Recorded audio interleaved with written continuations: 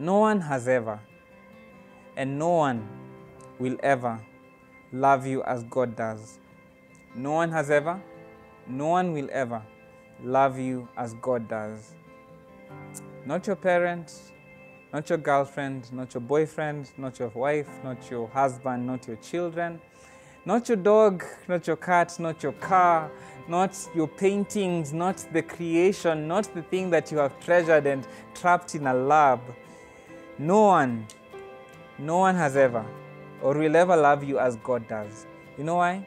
God in all his omniscience loves us. God in all his omnipotence loves us.